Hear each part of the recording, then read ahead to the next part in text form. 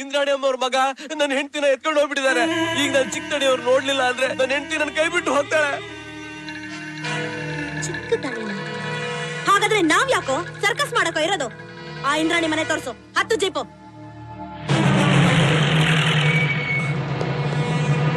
ಅಮ್ಮ, ಪೊಲೀಸ್ನವ್ರು ಬರ್ತಿದ್ದಾರೆ. ಬರ್ಲಿ. ಎಲ್ಲಿನ್ ಮಗ? ಗೊತ್ತಿಲ್ಲ. ಒಬ್ಬ ಮುಗ್ಧ ಹೆಣ್ಣನ್ನ ನಿನ್ನ ಮಗ ಎತ್ಕೊಂಡು ಹೋಗಿದ್ದಾನೆ. ಅದ್ರ ಬಗ್ಗೆ ಯೋಚನೆ ಮಾಡದೆ ಇದ್ಯಾ? ನೀನು ಒಬ್ಬ ತಾಯಿನ? ನಾನು ಒಳ್ಳೆ ತಾಯಲ್ಲ, ಆದ್ರೆ ಒಳ್ಳೆ ಹೆಂಡತಿ. ನೋಡ್ತಿದ್ಯಲ್ಲ ನನ್ನ ಗಂಡನ ಹ್ಯಾಗ್ ನೋಡ್ಕೊತಾ ಇದ್ದೆ. ಇಂಥ ಡೈಲಾಗ್ಗಳೆಲ್ಲ ನನ್ನ ಹತ್ರ ಇಟ್ಕೋಬೇಡ. ಯೂನಿಫಾರ್ಮ್ ಹಾಕೊಂಡು ನನ್ನ ಮನೆ ಮೆಟ್ಟದ್ದಕ್ಕೆ ಪೊಲೀಸ್ನವ್ರು ಹೆದರ್ತಾರೆ. ಅಂತದ್ರಲ್ಲಿ ಪ್ರಶ್ನೆ ಬೇರೆ ಕೇಳ್ತಿದ್ಯಾ? ಇನ್ನು 1 ಗಂಟೆ ಒಳಗೆ ನಿನ್ನ ಮಗನ ನನಗೊಪ್ಪಿಸ್ಬೇಕು. ಇಲ್ಲ ಅವನ್ ಹೆಣನ್ ತಂದು ನಾನೇ ನಿನಗೊಪ್ಪಿಸ್ತೀನಿ. 1 hour time. ಯಾರ ಅವಳು? ಹೊಸಬಳಮ್ಮ. ಅವಳಿಗೆ ನಿಮ್ ಬಗ್ಗೆ ಏನು ಗೊತ್ತಿಲ್ಲ. ಅವಳು ಸ್ವಂತ ಊರು ಚಿತ್ರದುರ್ಗ, ಗಂಡ ಇಲ್ಲ, ಒಬ್ಬ ಮಗಳಿದ್ದಾಳೆ. ಹಾಗಂತ ಕಾನ್ಸ್ಟೇಬಲ್ ಮಾತಾಡ್ತಾಳೆ.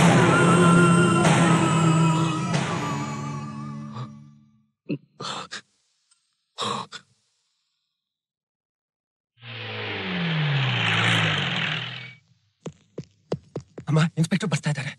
ಕ್ಯಾಸೆಟ್ ರೆಡಿ ಮಾಡು. ಎಲ್ಲಿ ನಿನ್ ಮಗ? ತೋರಿಸ್ತೀನಿ ಬಾ. ಕ್ಯಾಸೆಟ್ ನೋಡು, ಗೊತ್ತಾಗುತ್ತೆ. ಏನಿದ? ಸವಿತಾ ಕಾನ್ವೆಂಟ್, 8ನೇ ಕ್ಲಾಸ್, ಹೆಸರು ಪ್ರೀತಿ. ನಿನಗೆ ಒಬ್ಬಳೆ ಮಗಳಲ್ವಾ? ಎಷ್ಟು ಧೈರ್ಯ ಇದ್ರೆ ನನ್ನ ಮನೆಗೆ ಬಂದು ನನ್ನೇ ಎದುರಿಸ್ತೀಯಾ?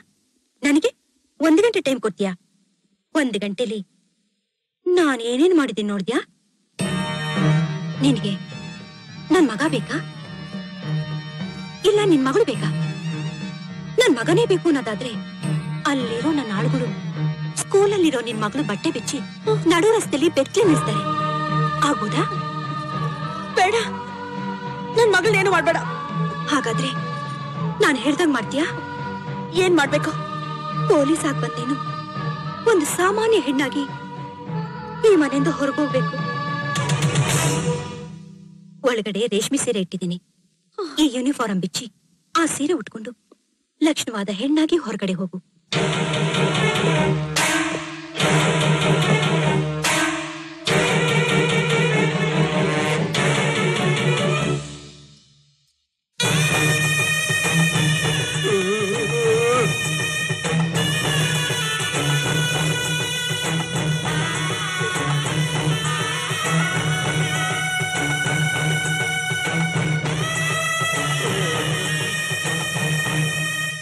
ವಿಧವೆಯಂತೆ ಪೊಲೀಸ್ನವ್ರು ಮಾತ್ರ ಅಲ್ಲ, ವಿಧವೆಯರು ಕೂಡ ನನ್ನ ಮನೆ ಹೊಸಲು ತೊಳೆಯೋದು ನನಗಿಷ್ಟ ಇಲ್ಲ.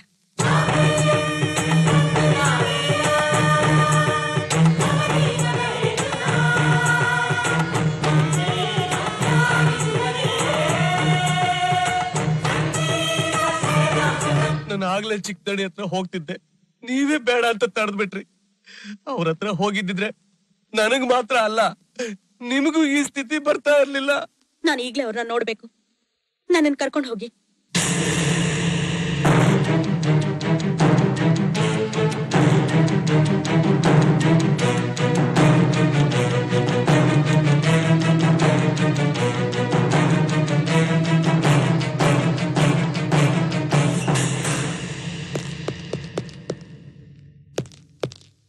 ಅಮ್ಮ,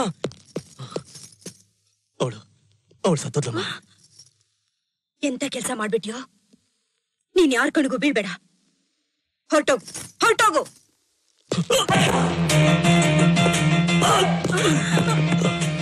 ಕ್ಯಾಸೆಟ್ ಹಾಕೋ.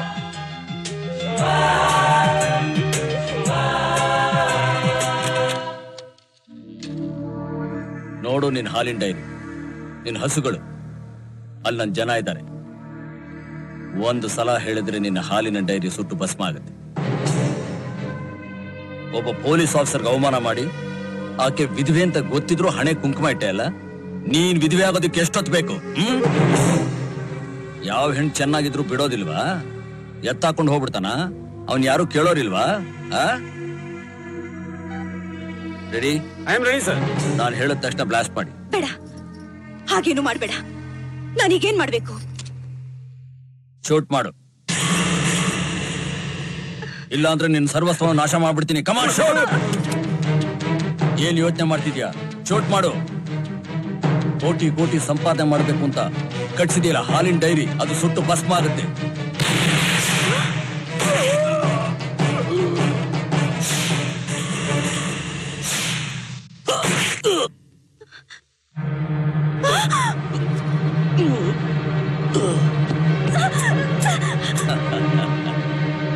ನಿನ್ನಂತ ಕೆಟ್ಟ ಹೆಂಗಸಿನ ಕೈಯಲ್ಲಿ ರಿವಾಲ್ವರ್ ಕೊಡ್ಬೇಕಾದ್ರೆ ಯಾವ ಬುದ್ಧಿವಂತನೋ 2 ಬುಲೆಟ್ ಹಾಕಿ ಕೊಡೋದಿಲ್ಲ. ಅದ್ರಲ್ಲಿ ಇದ್ದಿದ್ ಒಂದೇ ಬುಲೆಟ್. ಇಂಥ ಕೆಟ್ಟ ಮಗನ್ ಜನ್ಮ ಕೊಟ್ಟಿದ್ದಕ್ಕೆ ನಿನ್ ಕೈಯಿಂದಾನೇ ಶಿಕ್ಷೆ ಕೊಡಿಸ್ತೀನಿ.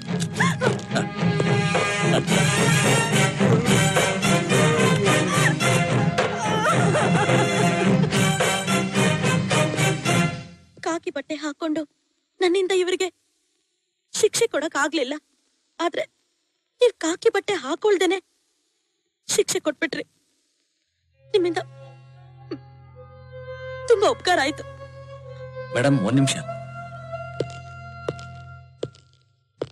ನಡೆದಿರೋ ಘಟನೆನ ಮನಸ್ಸಲ್ಲಿ ಇಟ್ಕೊಂಡು ನೀವು ಕೆಲಸ ಬಿಡಬೇಡಿ. ನಿಮ್ಮಂತವ್ರು ಮತ್ತೆ ಜನಗಳ ಸೇವೆ ಮಾಡೋ ಅಧಿಕಾರಿಯಾಗಿ ಬರ್ಬೇಕು. ಅದನ್ನ ನೋಡ್ಬೇಕು ಅನ್ನೋದು ನನ್ನ ಆಸೆ.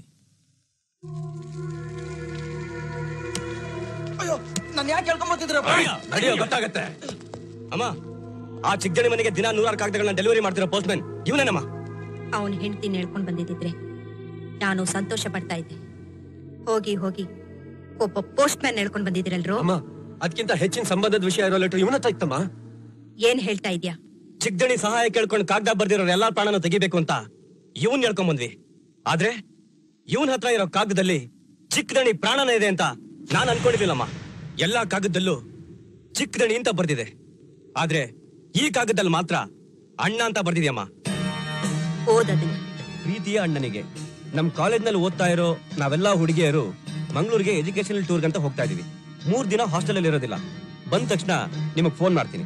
ಇಂತಿ ನಿಮ್ಮ ತಂಗಿ. ಈ ಹುಡುಗಿ ಹೆಣ ನಾನು ಅವಳ ಅಣ್ಣಂಗ್ ಪಾರ್ಸಲ್ ಮಾಡ್ಬೇಕು ಅಂತಿದ್ದೆ. ಆದ್ರೆ ಅವಳ ಹೆಸರೇ ಗೊತ್ತಾಗ್ಲಿಲ್ವೇ? ಹುಡುಗಿ ಯಾರು ಅಂತ ಗೊತ್ತಾಗ್ತಿದ್ರೆ ಏನಂತೆ? ಟೂರ್ಗ್ ಹೋಗಿರೋ ಆ ಕಾಲೇಜ್ ಹುಡುಗಿರಿರೋ ಬಸ್ನ ಸುಟ್ಟು ಬೂದಿ ಮಾಡು.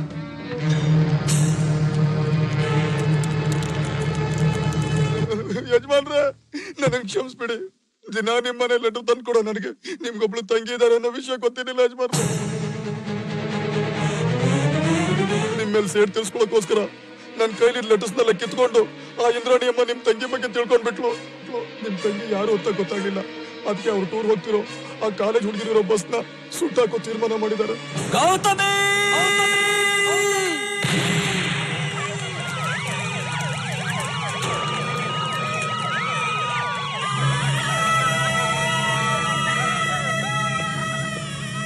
ಗೌತಮಿ ಗೌತಮಿಗೇನೂ ಆಗಿಲ್ಲ. ವಾರ್ಡ್ ನಂಬರ್ 9 ಇದ್ದಾರೆ, ಹೋಗಿ ನೋಡಿ.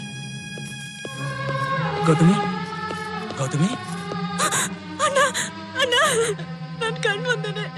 ನನ್ 3 ಜನ ಫ್ರೆಂಡ್ಸ್ ಸುಟ್ಟೋಗ್ಬಿಟ್ರಣ್ಣ, ಸುಟ್ಟೋಗ್ಬಿಟ್ರು. ಅದ್ಯಾರೋ ಚಿಕ್ಕದಣಿ ಅಂತೆ.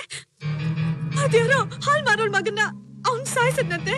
ಅವನ್ ಮೇಲೆ ಸೇಡ್ ತಿರ್ಸ್ಕೊಳಕ್ಕೆ ನಮ್ ಬಸ್ಸಿಗೆ ಬೆಂಕಿ ಹಚ್ಬಿಟ್ರಣ್ಣ. ಆ ಚಿಕ್ಕದಣಿನ, ಆ ಹಾಲ್ ಮಾರೋಳ್ನ, ಅವ್ರನ್ನೆಲ್ಲ ಸುಮ್ನೆ ಬಿಡ್ಬಾರ್ದು ಅಣ್ಣ. ಅವ್ರನ್ನೆಲ್ಲ ಯಾವತ್ತೂ ಕ್ಷಮಿಸ್ಬಾರ್ದು. ನನಗೇನಾದ್ರೂ ಇವ್ರಿಗೆಲ್ಲ ಶಿಕ್ಷೆ ಕೊಡೋ ಅಧಿಕಾರ ಇದ್ದಿದ್ರೆ ಎಲ್ರಿಗೂ ಬಹಿಷ್ಕಾರ ಆಗ್ಬಿಡ್ತಾ ಇದ್ದೆ. ನಿಜವಾಗ್ಲೂ ಚಿಕ್ಕದಣಿ ತಪ್ಪು ಮಾಡಿದ್ರೆ ಆ ದೇವ್ರು ಖಂಡಿತ ಅವನಿಗೆ ಶಿಕ್ಷೆ ಕೊಡ್ತಾನಮ್ಮ. ಆದ್ರೆ ಯಾರಿಗೋ ಒಳ್ಳೇದ್ ಮಾಡೋದಕ್ಕೆ ಹೋಗಿ ನಿನ್ನ ಸ್ನೇಹಿತರು ಬಲಿ ಆಗಿರ್ಬೋದಲ್ವಾ? ಒಳ್ಳೇದಕ್ಕೋಸ್ಕರ ತಪ್ಪು ಮಾಡಿದ್ರು ತಪ್ಪು ತಪ್ಪೇ ಅಲ್ವಾ ಅಣ್ಣ? ತಪ್ಪಲ್ಲಿ ಒಳ್ಳೆ ತಪ್ಪು ಕೆಟ್ಟ ತಪ್ಪು ಅಂತ ಎಲ್ಲಿದೆ ಅಣ್ಣ? ನಿನ್ನಂತ ಒಳ್ಳೆ ಮನುಷ್ಯರು ಇಂಥವ್ರ ಬಗ್ಗೆ ಮಾತಾಡೋದು ತಪ್ಪಣ್ಣ.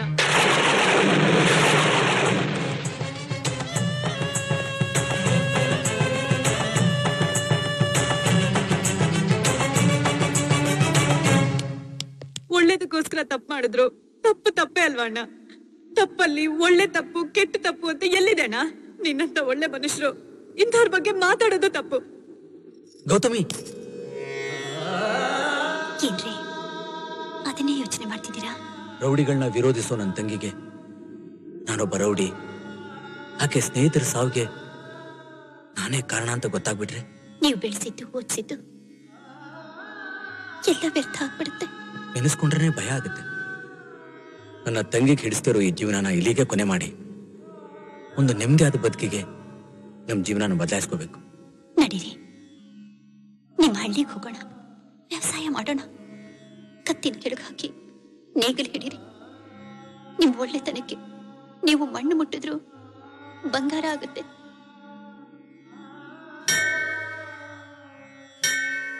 ದೇವ್ರೆ, ಹೊಸ ಜಾಗದಲ್ಲಿ ಹೊಸ ಜೀವನ ಪ್ರಾರಂಭ ಮಾಡ್ಬೇಕು ಅಂತ ಇದ್ದೀನಿ. ಇದಕ್ಕೆ ನೀನೇ ಒಂದು ಒಳ್ಳೆ ದಾರಿ ತೋರಿಸ್ಬೇಕು. ಅಂಕಲ್ ತಗೊಳ್ಳಿ ಅಂಕಲ್, ತಗೊಳ್ಳಿ ಅಂಕಲ್. ನೀವು ದೇವ್ರ ಹತ್ರ ಹೆಲ್ಪ್ ಕೇಳಿದ್ರಲ್ಲ, ಇದು ನಾನ್ ದೇವ್ರಿಗೋಸ್ಕರ ಕುಳಿಟ್ಟಿರೋ ಹಣ. ತಗೊಳ್ಳಿ ಅಂಕಲ್. ನಮ್ಗೆ ಓದಕ್ಕೆ ಲೈಟ್ ಇಲ್ಲ ಅಂದ್ರೆ ನೀವು ತಾನೇ ಲೈಟ್ ಹಾಕ್ಸಿದ್ದು. ಬೇಡ ಅಂದೆ ಈ ಹಣನ ತಗೊಳ್ಳಿ ಅಂಕಲ್.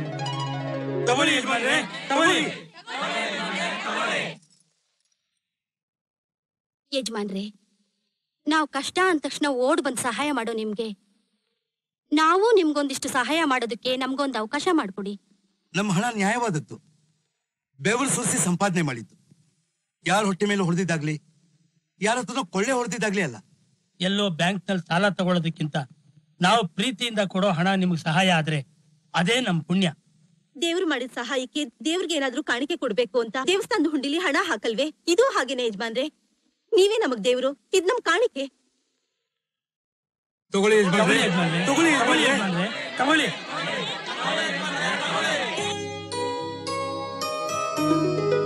ದೇವರು ನಿಮ್ಮಂತ ಜನಗಳ ಪ್ರೀತಿ ಪ್ರೇಮನ ನನ್ನ ಕೆಲಸಕ್ಕೆ ಮೂಲಧನವಾಗಿ ಕೊಡ್ತಾನೆ ಅಂತ ನಾನು ತಿಳ್ಕೊಂಡಿರ್ಲಿಲ್ಲ.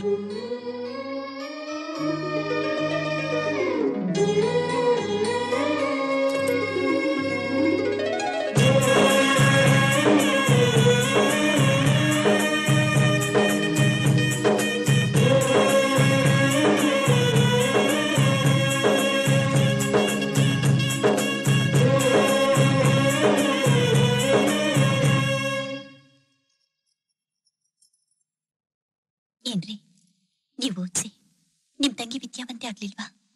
ಅದೇ ತರ ನೀವು ನಿಮ್ ಕೈಯಿಂದ ಬರ್ಸಿದ್ರೆ ಈ ಮಗುನು ಖಂಡಿತ ವಿದ್ಯಾವಂತನಾಗ್ತಾನೆ. ಬರ್ಸಿ.